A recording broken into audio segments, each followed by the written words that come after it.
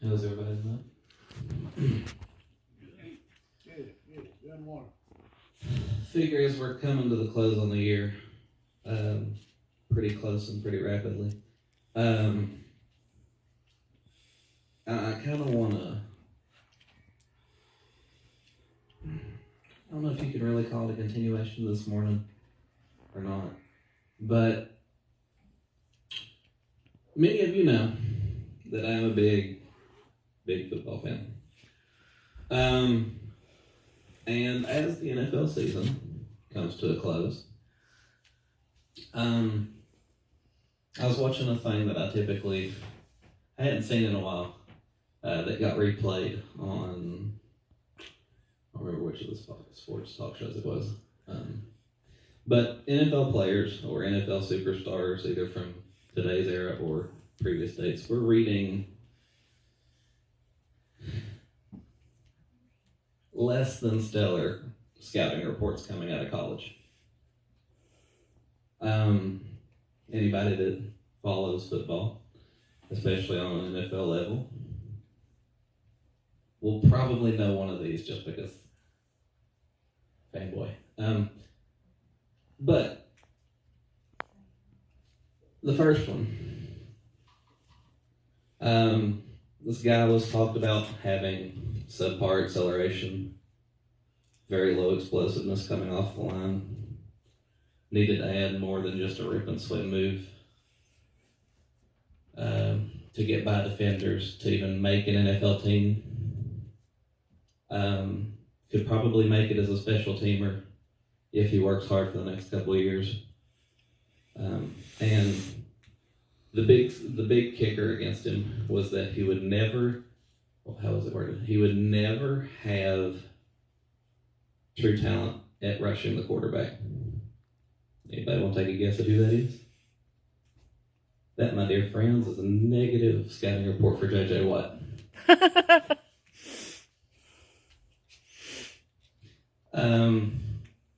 Another one that I thought was kind of humorous. Cornerback. Well, defensive back. Coming out of college, had issues rotating his hips to recover on routes. He had issues with speed.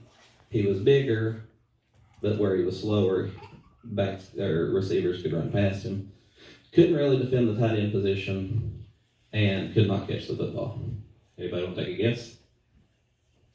Richard Sherman. All right, now the one that everybody that's in here that knows football is looking at me knows exactly who I'm fixing to talk. And no, it's not Brady. Subpar arm, lacks accuracy on short and medium routes, cannot look off defenders, and is too short to play the quarterback position. Drew Brees. Drew Brees, to put it into perspective, and I used him last because I know the most about him. Imagine that, Saints fan. Drew Brees, when he was at Purdue, had a pretty good college career, I like to think. He wasn't like Marshall Faulk setting the world on fire, 1,600 yards from scrimmage sophomore year, but he was a system quarterback, and a lot of teams passed on Brees because of how he started and because of how his career was going to begin. He's not a big burly guy that you look at that's going to take a ton of hits at the pocket. And he's not going to wow you with these throws of 65 yards. Drew Brees, however, is the only quarterback in NFL history that has had multiple 5,000-yard passing yards in a single season, and he's done it 6 times.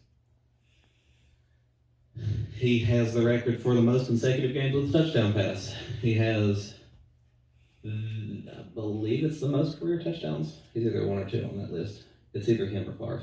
I don't remember. And I believe he either has or is closing in on Peyton for most yards in a career. He went to Purdue. He's not highly touted coming out of college. And a lot of people overlooked him. Why is that significant? Why am I saying that? Especially in a sermon. Well, you see, it's not important how we start a race. It's important how we finish it. And it's important what we do as we run it. And I feel like this is appropriate for this time of year because we're closing on the end of a year and a new beginning. And there are a lot of things that we're thinking about going into the holiday season and looking at Christmas and New Year's and things that we might like to change in our lives and things that we may like to do better next year. We do New Year's resolutions that get broken by the second. Okay, I'll give you the third. But if we look in 1 Corinthians, I think it's 9:24-27.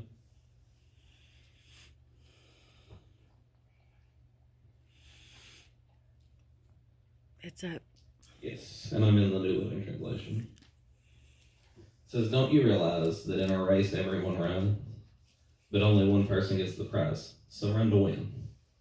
All athletes are disciplined in their training. They do it to win a prize that will fade away. But we do it for an eternal prize. So I run with purpose in every step. I'm not just shadowboxing. I discipline my body like an athlete, training it to do what it should. Otherwise, I fear that after preaching to others, I myself might be disqualified."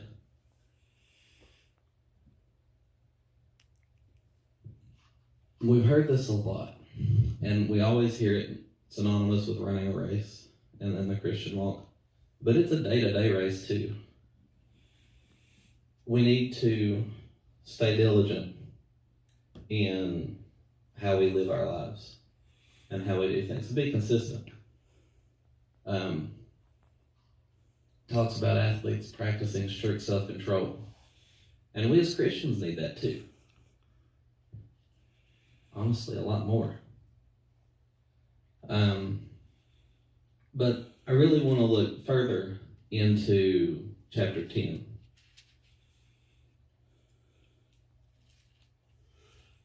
It says, "I don't want you to forget, dear brothers and sisters, about our ancestors in the wilderness long ago.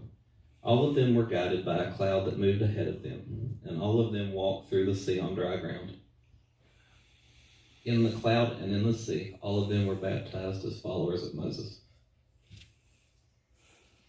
All of them ate the same spiritual food, and all of them drank the same spiritual water. For they that drank from the spiritual rock that traveled with them, and that rock was Christ. Yet God was not pleased with most of them, and their bodies were scattered in the wilderness. These things happened as a warning to us, so that we would not crave evil things as they did, or worship idols as some of them did. As the scriptures say, the people celebrated with feasting and drinking, and they indulged in pagan revelry. And we must not engage in sexual immorality as some of them did, causing 23,000 of them to die in one day. Nor should we put Christ to the test, as some of them did and then died from snake bites. And don't grumble as some of them did and then were destroyed by the angel of death. These things happened to them as an example for us. They were written down to warn us who live at the end of an age." And I chose this translation specifically for that last part. Those of us who are living at the end of an age. And I feel like we are. I feel like the rapture is coming very, very soon. Obviously, I can't know that for sure, but we're getting closer and closer every single day. And like I said before, we need to be diligent in how we run our race. But I wanted to use this more as an opportunity for anyone who maybe there's something in your life that you've been struggling with for the last however long. Maybe it's been a month, maybe it's been 6 months, maybe it's been years. I wanted to give an opportunity for a fresh beginning. because this time of year we celebrate the one who came to save us, the one who died on the cross for us. And he gives us that new beginning. And I figured, what better time to open up the altars and to have everybody pray if someone needs a new beginning, or if somebody needs to fix something that needs to be fixed, or maybe somebody needs to let something go that needs to be let go. That's what's really pressed my heart this last week, is the end is getting close and closer by the day. And you've all heard, people talk about running the race and carrying the baggage that they can let go. I can run, well, I can't anymore. I can run 5 miles, with a backpack and, 2 big suitcases and weights on my feet. But I could also run 5 miles and get to the same point without any of it. And that's the one thing that this end of year time affords us, is it's a chance for everyone to be around the people they love and to wipe that slate clean again. We're not looking at what's happened during the year. We're not looking at the ups and downs. Man, I've had many of them in the last year and a half. And I just want to, like I said, open up the altar. If anybody wants to. If nobody wants to, we can close, dismiss, somebody else can say something. But if you want to come and you want to be prayed for, and maybe you want to set something down that you've been carrying for too long, or maybe you just want to, I don't know.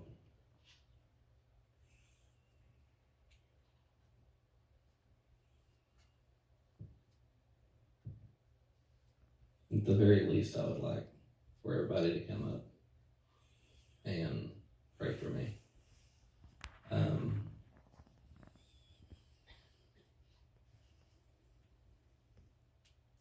Amber's gonna kill me. I'm gonna do it. No. Yes, I'm gonna do it. So there are. Don't give me that look. I got it cleared earlier today. Okay. But she didn't. I don't think she thought I was actually gonna do it. So Amber and I made a decision that when, with time included, that little man would be 2 years old, that we would try for a second child. And baby Spicer number 2 is on the way. And I would like for y'all to come and pray that over me and Michael Paul, that I will do what I need to do as a husband and father to make having a second youngin' as enjoyable and fun as I can, and that he would not be super overly jealous because he's not the baby. So